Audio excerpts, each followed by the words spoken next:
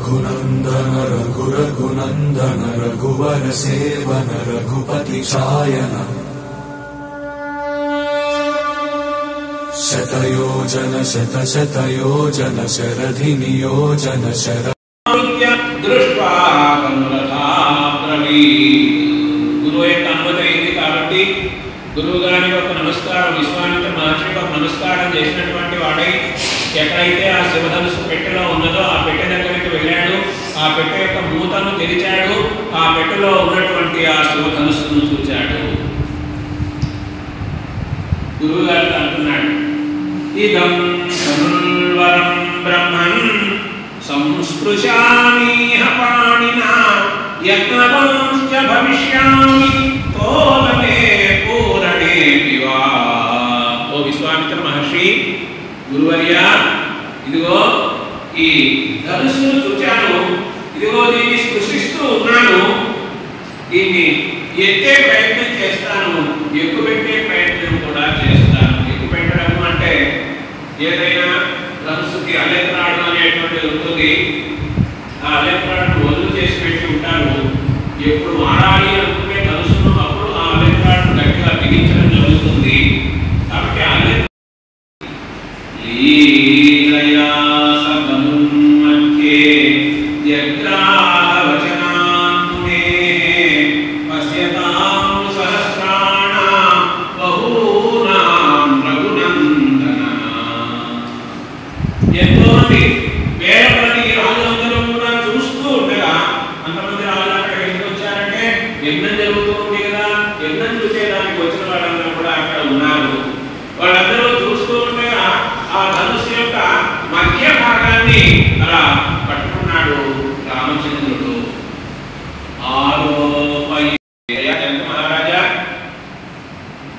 రామ లక్ష్మణ భరత శత్రుఘ్నులను చక్కగా అలంకరించి పెళ్లి కుమారుడుగా అలంకరించి తీసుకొని వచ్చి పెళ్లి మండపంలో సిద్ధంగా ఉన్నారయ్యా అని చెబుతూ ఉంటే, ఆ సందర్భంలో ఎవరైతే కన్యాదానం చేస్తారో వాళ్ళకి, అలాగే కన్యాదానం స్వీకరించేటువంటి వాళ్ళకి, ఆ వంశం వారికి అందరికీ కూడా ఎంతో గొప్పగా శుభము, మంగళము, కళ్యాణము అనేటువంటిది జరుగుతుంది అని ఆ సందర్భంలో ఆ పురోహితులు మొదలైనటువంటి వాళ్ళందరూ కూడా చెబుతూ ఉన్నారు. ఇత్యుక్తః పరమోదారః వశిష్ఠేన మహాత్మనా ప్రత్యువాచ మహాతేజ వాక్యం పరమధర్మవిదు. ఆ సందర్భంలో జనక మహారాజు ఏమంటాడంటే, ఇది ఎప్పుడైతే సంబంధం అనేటువంటి కుదిరిందో ఇక్కడ అందరూ కూడా పెద్దరికాన్ని స్వీకరించేదానికి కలిగినటువంటి వాళ్ళే. ఈ మిథిలా నగరంలో దశరథ వారు చాలా చక్కగా ఎంతో మధురంగా పద్యాలు కంటే వాళ్ళ శ్లోకాలు ఎక్కువగా ఉన్నాయి. బాలకాండలో పరశురాముడు చిట్ట చివరన రావడం, రాముడి యొక్క గొప్పతనాన్ని చెప్పడం కోసం వచ్చాడు ఆయన.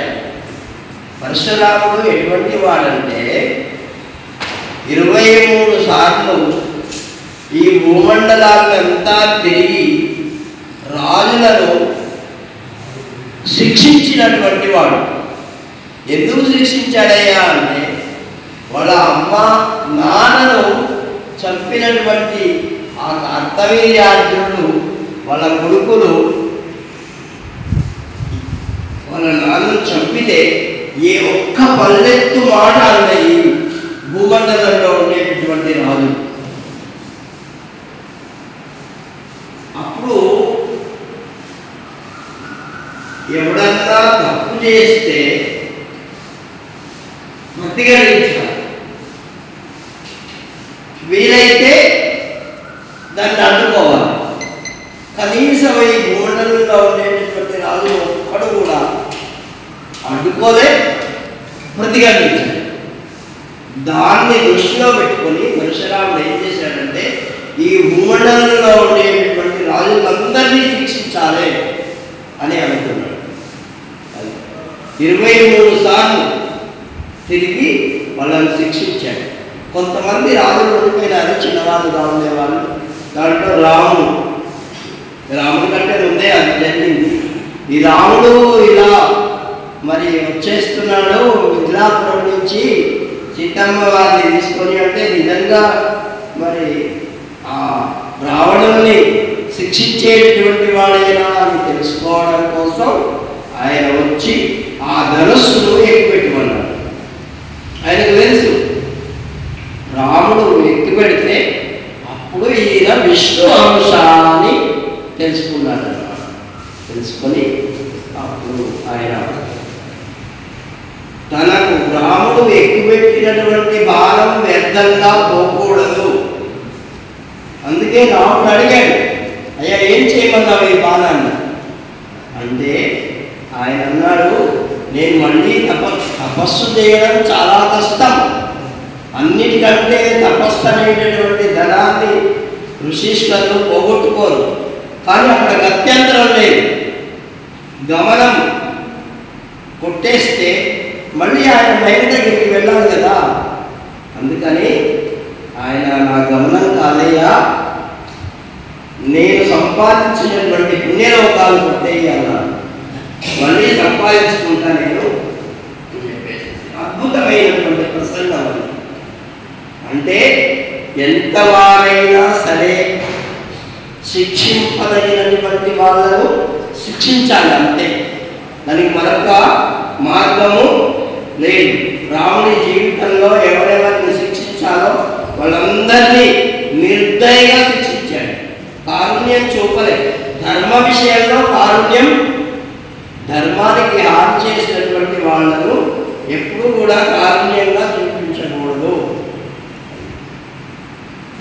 అందుకనే ఒక్కసారి ఎవరికన్నా మనం అటువంటి అవకాశం ఇస్తే వాడు ఏం చేస్తాడు, ఇప్పుడు అయ్యా సారీ అంటాడు, నెక్స్ట్ మళ్ళీ చేస్తాడు. ఇప్పుడు అదే జరిగింది పృథ్వీరాజు చౌహాను వాళ్ళ విషయంలో, ఆ గోరీ మహమ్మద్ విషయంలో అన్ని చేయడానికి పాపం వారు చాలా శ్రమపడుతూ ఉంటారు. వారు ధర్మపతి గిరిజమ్మ గారు మా వారికి ఒక పరీక్ష మాదిరిగా ఉంటుంది సార్ అని కూడా చెప్తుంటుంది అప్పుడప్పుడు. అవన్నీ కూడా కోడీనికి మనకు చెప్పాలనేటువంటి విషయం. రాముడు పేరు అనుకుంటేనే మనకి ఎన్నో పాపాలు పోతాయి. పూర్వకాలంలో రాముడు పేరు లేనటువంటి ఇల్లు కానీ, రామాలయం లేనటువంటి దేవాలయం కానీ, ఊరు కానీ ఎక్కడ ఉండేది కాదు. అటువంటి గొప్ప భారతదేశం మనది, అటువంటి పుణ్యభూమి.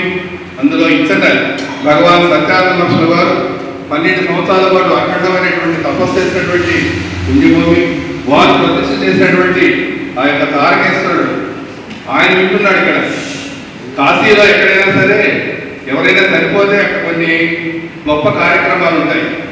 వారి యొక్క చనిపోయినటువంటి వాళ్ళ యొక్క చెవు పైకి లేస్తుందట. ఎడవదా చేయకూడదు, కుడి చెవు పైకి లేస్తే పార్వతీదేవి ఒళ్ళో పట్టుకో పెట్టుకొని తారక మంత్రం శ్రీరామ అని చెప్తుంది. చూసారా ఎంత గొప్పదో. అలాగే కాశీలో బళ్ళు తిరగవు, ఆవులు పొడవు, దోమ ఉండదు. ఇటువంటి 5 విషయాలు గొప్పవి. అటువంటి తారక నామాన్ని మనందరికీ కూడా చాలా వినిపించాడు.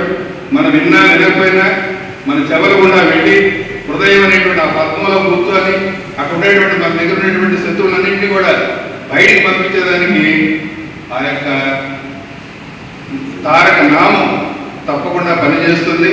తర్వాత సమయం ఎక్కువైపోతుంది. రేపు 25వ తేదీ మా భగవాన్ సత్యానంద మాస్టర్ వారు ఈ యొక్క ఆశ్రమాన్ని ఏర్పాటు చేసి ఇంత సుందరంగా వారి ఇక్కడ 12 సంవత్సరాలు అఖండమైనటువంటి తపస్సు చేసి వారి శరీరాన్ని ఇక్కడే త్యాగం చేసి అధిష్టాన మందిరం అక్కడ వారి యొక్క పార్థివ శరీరాన్ని కూడా ఉంచడం జరిగింది. అప్పట్లో వారి యొక్క ఆరాధన రేపు 29వ ఆరాధన. అందువల్ల మనమందరం కూడా తెలిసినటువంటి వాళ్ళందరూ కూడా తెలియజేసి ఈ కార్యక్రమాలు ఉదయం మధ్యాహ్నం కల్లా పూర్తయిపోతుంది. మళ్ళీ యథాప్రకారం కార్యక్రమం ఉంటుంది. తర్వాత ఆ కార్యక్రమానికి మహాత్ములు ఎంతోమంది వస్తారు, వాళ్ళ యొక్క ప్రవచనము, తర్వాత అందరికీ కూడా భోజన కార్యక్రమాలు ప్రసాదంగా అందరికీ ఏర్పాటు చేస్తున్నాం మధ్యాహ్నం. అలాగే అందరి ప్రవచనాలందరూ కూడా విని మీరందరూ కూడా ధరిస్తారని మరొకసారి మీరందరూ కూడా చెప్పి మేము సుమారు 700 మందికి మధ్యాహ్నం భోజనం ఏర్పాటు చేస్తున్నాం కాబట్టి ఆ లోటు లేకుండా అందరినీ తీసుకొస్తారని మరొకసారి మీకు అందరికీ కూడా సవినయంగా తెలియజేసుకుంటూ సెలవు తీసుకుంటాం.